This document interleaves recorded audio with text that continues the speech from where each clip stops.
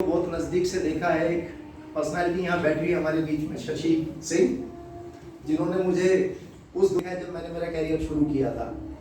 और स्वतंत्र कौशिक वो एडवोकेट थे इस पर दिल्ली हाई कोर्ट में, और उन्होंने मेरे स्कूल की जर्नी देखी है। वो जानते हैं कि मैं क्लास में कम और ग्राउंड पे ज़्यादा रहता था, क्योंकि हमारा शाम का स्कूल होता था, इवनिंग का सर।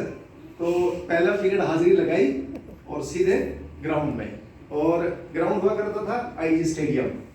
तो मैंने अपनी ज़िंदगी का लगभग 8 साल इंदिरा गांधी स्टेडियम को दिया, 90 से लेकर और 98 तक, जिसमें से मेरे ख्याल में 2-3 साल शशि जी भी हमारे साथ में थी उस दौर में, 4 साल। तो 90 से 94 तक हम लोग साथ में रहे।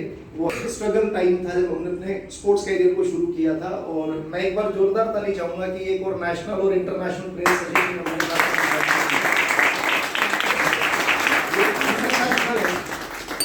मेरे से भी सीनियर है। तो वो एक दौर रहा मेरी जिंदगी का। तो मैंने, अगर मैं स्पोर्ट्स की बात करूं तो मैंने स्कूल नेशनल खेला, फिर नेशनल खेला, फिर सीनियर नेशनल रहा, यूनिवर्सिटी रही, ऑल इंडिया यूनिवर्सिटी रही, और 2002 नेशनल गेम लास्ट पार्टिसिपेशन रहा मेरा एज ए प्लेयर। और उसी फील्ड की मेरी सारी एजुकेशन रही। मैंने बीपीएड किया, एमपीएड किया, और एक सर्टिफिकेशन कोर्स होता है हमारे यहाँ एनआईएस का, मैंने वो भी किया। और फिर डॉक्टरेट के लिए हमने, एमफिल के लिए भी मैंने एप्लीकेशन डाल दी थी, लेकिन मुझे एक इंजरी हो गई थी जिसके चलते मैं एमफिल नहीं कर पाया अपनी। तो उसके बाद फिर मैंने नौकरी की। मैंने 2002 में ग्रीनफील्ड स्कूल से अपना जॉब कैरियर शुरू किया डॉक्टर साहब, और मेरी पहली सैलरी थी 3000 रुपया। तो मेरी शादी नहीं हुई थी, मैं जॉइंट फैमिली का प्रोडक्ट था। जितनी सैलरी मुझे मिलती थी उतने का मैं 15 दिन के अंदर जूस और फ्रूट्स खाया जाया करता था। मतलब जो मुझे सैलरी मिलती थी उसका मैं फ्रूट और जूस पी जाया करता था। 2003 में मेरी शादी हो गई, 2004 में बेटी आ गई, 2006 में एक और बेटी आ गई। अब थोड़ा सा टेंशन बढ़नी शुरू हुई, और सैलरी वो ऐसी बढ़ती थी, 3500 हो गई, 4000 हो गई, 6000 हो गई। और जैसे मुकेश सर ने भी बात बताई थी, तो मेरी हालत मुकेश सर से भी बदतर थी। मुकेश सर के पास डिस्कवर थी, मेरे पास बॉक्सर मोटरसाइकिल। ठीक है ना, क्योंकि उस सैलरी में तो आदमी उसी को ही मेंटेन कर पाएगा ना सर। तो बॉक्सर मोटरसाइकिल से मैं स्कूल जाया करता था। फिर मैंने 3 साल के बाद में स्कूल को स्विच ओवर किया, तो मैंने ग्रीनफील्ड में अपनी जॉब शुरू की। वहाँ भी करीब मैं 4 साल रहा। तो मैं जो वहाँ करना चाहता था वो मैं कर नहीं पा रहा था। मैं थोड़ा सा आज़ाद ख्यालात का आदमी रहा अपनी ज़िंदगी में बचपन से। थोड़ा सा स्कूल में जब मैं हुआ करता था तो थोड़ा सा आज़ादी टाइप का, उद्दंड टाइप का बोल लो, या कुछ भी आप कह सकते हैं उसको, मनमोजी टाइप का बोल लो, कुछ भी बोल लो। कितने लोग हैं इस वर्ल्ड में जो मनमोजी टाइप के हैं, उद्दंडी टाइप के हैं, राजा वाली जिंदगी जीना चाहते हैं, बंधन में रहना नहीं चाहते, मस्ती करना चाहते हैं, उड़ना चाहते हैं। सब लोग है ना मेरे जैसे ही, आपके जैसा था, ठीक है ना। तो मेरा वहां मन नहीं लग रहा था, ठीक है ना। तो बचे हुए समय में मैंने पॉलिटिक्स को ज्वाइन कर लिया। तो बचे हुए समय में मैं पॉलिटिक्स में था, क्योंकि फिजिकल टीचर वैसे भी स्कूल में, जब मुझे याद है अपने स्कूल दौर, जब मुझे याद आता है, सर आप भी क्योंकि टीचर हैं, आप तो सब्जेक्ट के टीचर है ना जी। तो जब हम उसमें बैठते थे ना, ग्राउंड में नहीं, स्टाफ रूम में, तो जो इंग्लिश के, मैथ्स के, साइंस के जो टीचर होते थे ना, कहते थे यार ये बिरगी खा रहे हैं। इन्हें काम कुछ करना नहीं होता, सारा दिन ग्राउंड पे होते हैं, तो ये फ्री की खेल देगा। तो हमें लगता था यार सबसे पहले स्कूल में आते थे, मतलब फिजिकल टीचर सबसे पहले आता था, और सारे बच्चों, सारे टीचरों के बाद में तभी स्कूल से जाता था। यानी सबसे पहले आओ, सबसे बाद में जाओ, और उसके बाद में भी टीचरों की नजर में मतलब हमारा कोई काम नहीं था। तो ये कुछ स्थिति थी वहाँ। और दूसरा, हम जो करना चाहते थे वो मैनेजमेंट करने नहीं दे रही थी। हम कह रहे थे कि ये बच्चे के अंदर पोटेंशियल है, ये नेशनल खेल सकता है, ये कुछ अच्छा जा सकता था। मैनेजमेंट कहती थी बस उतना ही करा लो जितना हम कह रहे हैं, उससे ज्यादा नहीं, पढ़ाई पे ध्यान नहीं दे दो। तो कुछ ऐसी लाइफ चल रही थी। तो ये अपॉर्चुनिटी डायरेक्ट सेलिंग इंडस्ट्री मेरे सामने, जब मैं इंदौर में एमपीएड कर रहा था, तब से मुझे नोक कर रही थी। और मैंने इस इंडस्ट्री को कई साल मतलब इसको इग्नोर किया। 2-4 दिन या 2-4 महीने नहीं, कई साल मैंने इसको इग्नोर किया। मुझे लगता था ये काम मेरे मतलब का नहीं है, मेरे टाइप का नहीं है, मैं नहीं कर सकता इस काम को, ऐसा मुझे लगता था। तो क्योंकि हम लोग स्पोर्ट्स में थे तो हमारे कॉलर सीधे रहते थे, फिर नौकरी भी ऐसी थी, वहाँ भी हमारे कूलर सीधे रहते थे। फिर ऊपर से पॉलिटिक्स ज्वाइन कर ली, वहाँ भी कूलर ऊपर ही रहते थे। तो हमें लगता था यार हम किसी से बात करेंगे और मान लो उसने ना कर दी तो ये तो भारी बेइज्जती हो जाएगी, ये बर्दाश्त नहीं हो सकता। तो सबसे बड़ा चैलेंज क्या था अपने सामने कि अगर मान लो मैंने किसी को एक बात बोली और उसने मना कर दिया तो या तो फिर वो नहीं और या फिर मैं नहीं। तो ऐसी कुछ मेरी सोच थी शुरुआती दौर में, इसलिए मैं इसको अवॉइड करता रहा। तो एक व्यक्ति को मैंने इस बिजनेस के अंदर 11 महीने के अंदर बड़ी सक्सेस लेते हुए देखा। और मेरा ऑफिस हुआ करता था हमारे यहाँ शादरा में, मंडोली रोड पे। हमने फाइनेंस का ऑफिस खोल लिया, वहीं छोटा मोटा काम कर रहे थे और पॉलिटिक्स में लगे रहते थे। तो दिल्ली में रहते थे तो भारतीय जनता पार्टी जिंदाबाद, और क्योंकि मैं शामली से हूँ, गांव से वहां जाते थे तो लोक दल जिंदाबाद, उधर चौधरी चरण सिंह और इधर बीजेपी। ये 2 झंडे हमारे हाथ में हुआ करते थे। गांव चले गए तो पिताजी ने उनका झंडा उठा रखा तो हम उनके साथ में, और दिल्ली में हम यहाँ बीजेपी के साथ में। तो लाइफ ऐसी जा रही थी, हमें लग रहा था यार कर क्या रही है, हो क्या रहा है, हमारे सपनों की जिंदगी कब आएगी, हमारी वो गाड़ी कब आएगी, वो फ्रीडम कब आएगी, कब हम स्टेज पे आएंगे, कब हम वीआईपी बनेंगे, कब लोग हमारे लिए ताली बजाएंगे। क्या सारी जिंदगी हम ही ताली बजाते रहेंगे लोगों के लिए? हेलो, कितने लोगों को यहाँ ऐसा लगता है कि यार मेरे लिए ताली किस दिन बजेगी, वो दिन कब आएगा कि मेरे लिए ताली बजे, और मैं ऐसे वीआईपी अरीना से निकल करके आऊं और लोग खड़े होकर के ताली बजाते रहे। चाहते कि नहीं चाहते सब? yes. तो मैं ऐसा चाहता था। कब चाहता था? जब जैसे हम किसी रैली में जा रहे हैं तो वहां सारा हम उनके ये जो है टाटा पट्टी भी जा रहे हैं, या ग्राउंड में कोई एक्टिविटी चल रही है, कोई मीट चल रहा है, कोई इंटर कॉलेज चल रहा है, कोई नेशनल चल रहा है, तो वहां जो है ना वीआईपी के लिए चेयर लगा रहे हैं, टेबल लगा रहे हैं, और वहां पूरा दिन खड़े होकर के विस्लिंग कर रहे हैं। कोई गेस्ट आ रहा है, वो गेस्ट दिए जा रहा है भाषण पे भाषण। मैं कल खत्म करेगा भाई। जैसे बहुत सारे लोग यहाँ सोच रहे हो भाई कब खत्म करोगे ये नहीं। तो देखो अब तो बदला लिया जाएगा भाई, हमने बहुत झेला है।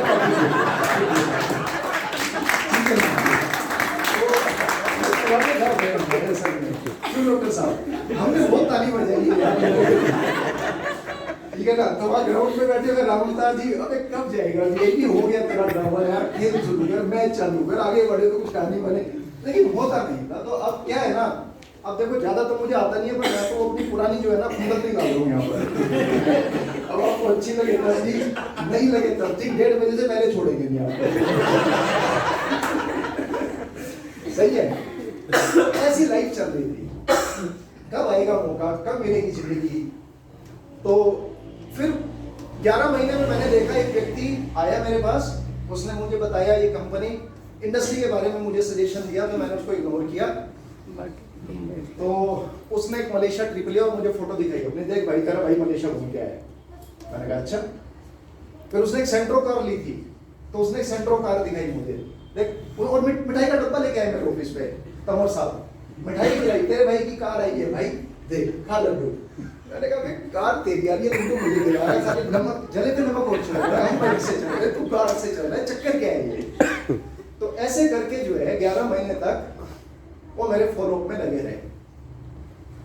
एक दिन ऐसी एक प्रोग्राम था, करीब उसमें 70 लोग थे और मैं भी आप ही की तरह बैठा हुआ था, और कुछ इसी तरह की बातें वहां चल रही थी, लाखों करोड़ों की बातें चल रही थी। तो मीटिंग के बाद जो उस दिन के चीफ गेस्ट थे उनसे मेरी मुलाकात हुई, और मैंने उनसे हाथ मिला के मैडम बस एक ही सवाल किया। मैंने कहा सर ये बता दो 50,000 रुपये महीना आ जाएंगे क्या, बस उतनी बात करो।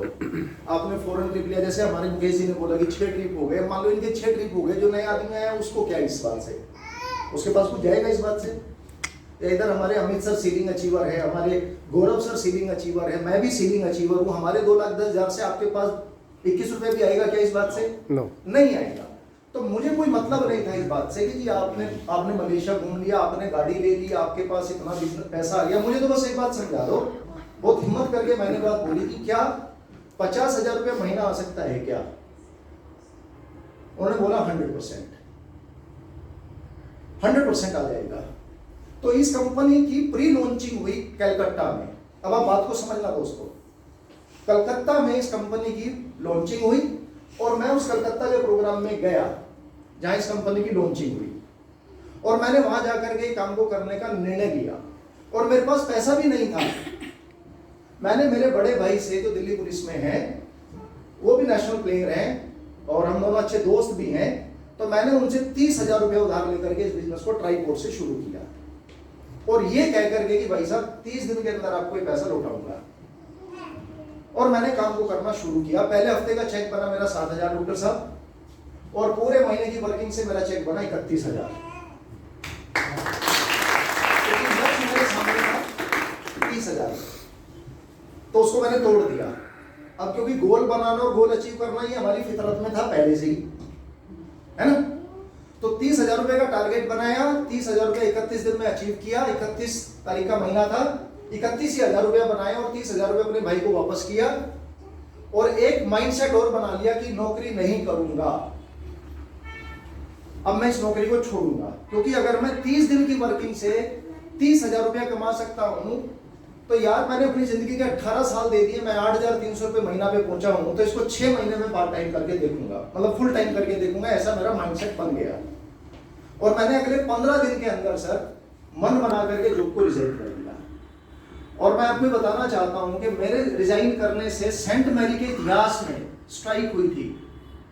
प्रिंसिपल ने मुझे वापस स्कूल में बुलाया था कि जी आपके जो स्पोर्ट्स के बच्चे हैं उन्होंने स्ट्राइक कर दी है, हंगामा कर रहे हैं। बच्चे ये कह रहे हैं कि जी आपने सुदेश मलिक साहब को जानबूझ के निकाला है स्कूल से। तो मैं वापस स्कूल गया, मैंने बच्चों को समझाया, मैंने कहा देखो बेटा, क्योंकि खिलाड़ियों में ना थोड़ा सा स्पोर्ट्स टीचर के साथ एक ज्यादा लगाव होता है। तो जब हम स्कूल में थे तो हमारे सर हुआ करते थे डेविड सर, क्यों स्वतंत्र डेविड सर हुआ करते थे। तो हम उनसे इतनी मोहब्बत करते थे, हमें लगता था कि शायद हम उनको कभी छोड़ नहीं पाएंगे, कभी भूल नहीं पाएंगे। लेकिन जब हम कॉलेज चले गए तो कॉलेज जाके तोमर सर और यादव सर हमें मिले, वहां उनसे उतनी मोहब्बत हो गई कि हमें लगा कि शायद उनको हम कभी भूल नहीं पाएंगे, छोड़ नहीं पाएंगे। लेकिन फिर हम आगे चले गए तो उन्हें भी भूल गई। यही जिंदगी का एक तरीका है। तो मैं थोड़े से पास में गया और मैंने उनको अपनी स्टोरी से समझाया। मैंने कहा देख बेटे, जब तक तू स्कूल में तब तक याद कर रहा है, साले कल तू रेलवे में लग गया ना तो मिठाई का डब्बा भी देने नहीं आएगा जैसे और लोग नहीं आए। तो मैंने कहा ठीक है, हमारी तुम्हारी दोस्ती रहेगी, रिलेशनशिप रहेगा, इसको निभाएंगे, लेकिन यार ये काम अब नहीं होगा। 6 महीने तो कम से कम नहीं होगा। 6 महीने के लिए कुछ और काम चुन लिया है, उसे करेंगे, उसके बाद देखेंगे। तो मैंने 6 महीने इस बिजनेस को फुल टाइम भिड़ करके किया। और मैंने फिर नेगेटिविटी को सामने आने नहीं दिया। नेगेटिविटी बहुत थी उस दौर में जब हमने शुरू किया 2013 में। कोई अचीवमेंट नहीं थी, कोई प्रोडक्ट नहीं था, कोई ऐसी सक्सेस स्टोरी नहीं थी, इंडस्ट्री लीगल नहीं थी, इंडस्ट्री का साइज इतना बड़ा नहीं था। हमने खूब झेला इस बात को। लोग कहते थे काम फंस गया, तुझे यही काम मिला है, ये पहला डायलॉग था। अबे इतनी बढ़िया पर्सनैलिटी, इतनी बढ़िया नौकरी थी, अब उसे नहीं पता वहां पैसा कुछ मिल नहीं रहा। उसे लगता था बच्चे पैर छू रहे, पेरेंट्स भी पैर छू रहे हैं, कोच साहब गुरुजी। देखने वालों को लगता था ये तो बादशाह आदमी है, पर अपनी पॉकेट को पता था अपनी हालत क्या है। पॉकेट का पता था कि वो हमारे लीडर बोला करते थे कि पहले 10 दिन गरम, 20 तारीख तक नरम और 20 के बाद बेशरम।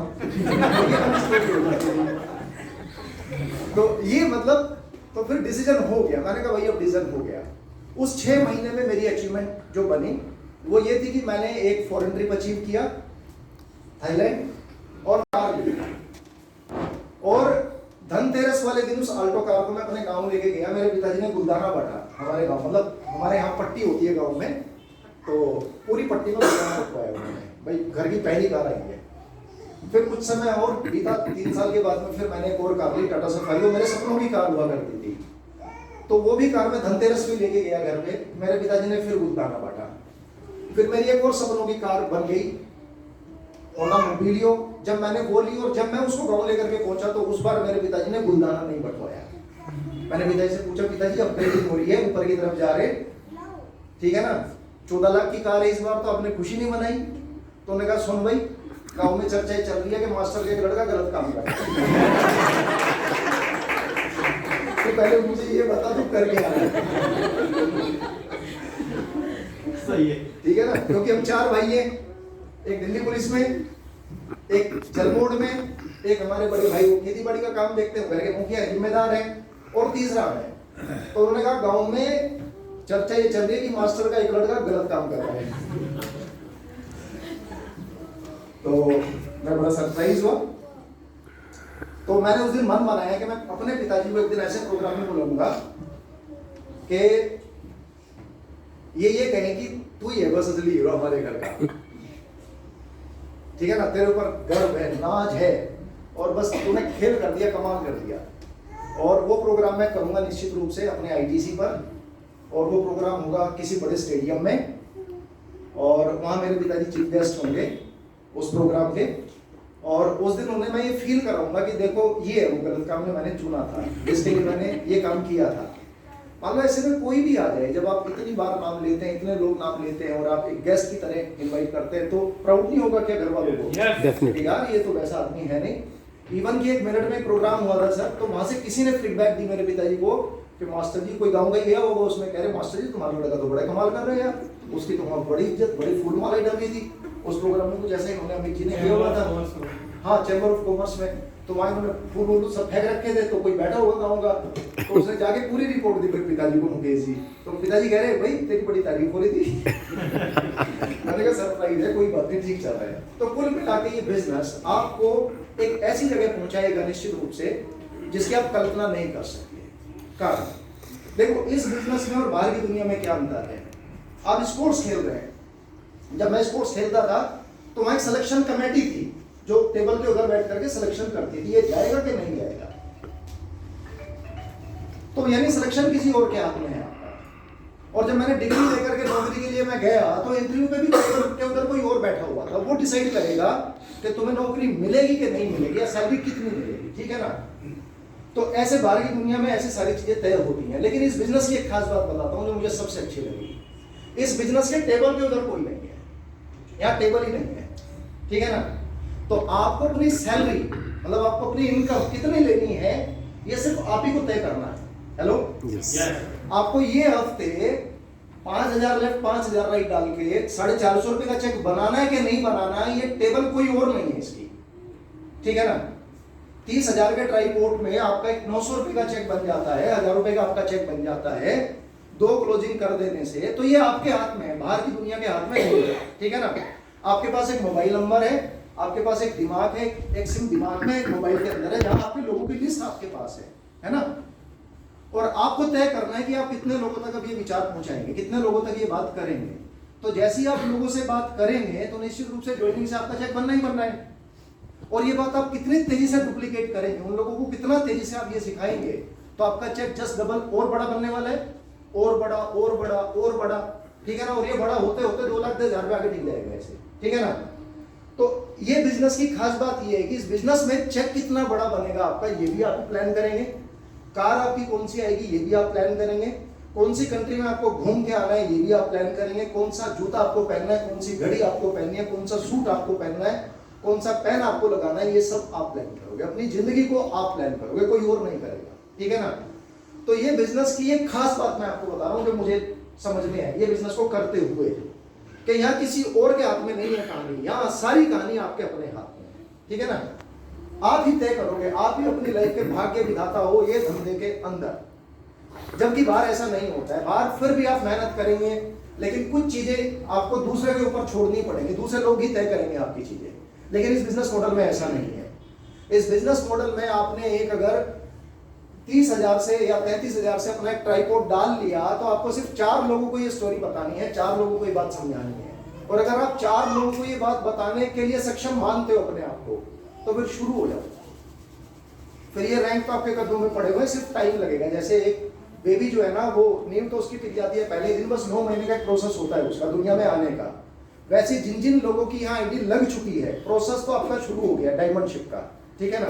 यानी जिसने भी आईडी ले ली है, जिसका भी लॉगिन हो गया है, जिसने भी प्रोडक्ट परचेज कर लिया है, आपने अपनी डायमंडशिप की नींव टिका दी। अब सिर्फ प्रोसेस लगेगा, इसमें थोड़ा सा समय लगेगा, ठीक है ना। जैसे यहाँ बहुत सारे लोग आपने देखा, राइजिंग स्टार, एक राइजिंग स्टार आया, फिर उसके बाद हमारा टाइगर आया, फिर उसके बाद हमारा क्लब अचीवर आया, फिर टीसी आया, फिर एटीसी आया, फिर डीटीसी आया, फिर जेडटीसी आया, फिर एसटीसी आया, फिर आरटीसी आया, फिर एनटीसी आया, फिर सीटीसी। मैं इधर आ गया, ठीक है ना। ऐसे जर्नी तय करके अभी इसके बाद में आईटीसी है, फिर डायमंडशिप है, फिर क्राउन डायमंडशिप है, फिर क्राउन एम्बेसडरशिप यहाँ है, इधर यहाँ तक पहुँचना है अपने को, ठीक है ना, इस कोने तक। तो अपन यहाँ तक आ चुके हैं, ठीक है ना। यानी रेस वहां से शुरू होकर यहाँ खत्म हो रही है। तो बहुत सारे लोग इस बिजनेस में अभी वहां से शुरू करेंगे इस काम को, ठीक है ना। आज जितना समय हमें यहाँ से यहाँ तक पहुंचने में लगा, आपको इससे भी बहुत कम समय लगेगा यहाँ से वहां पहुंचने में। क्योंकि आज टेक्नोलॉजी की बात करें, अचीवमेंट की बात करें, सिस्टम की बात करें, इतना आसान कर दिया आज की डेट में इस बिजनेस को करना जिसका कोई जवाब नहीं है दोस्तों। और मैं दिल से धन्यवाद देना चाहूंगा हमारे सारे एमटीसीज को, जिन्होंने एक और चीज आपके लिए तैयार की है उस काम को और आसान बनाने के लिए कि आप और तेजी से आगे जाए।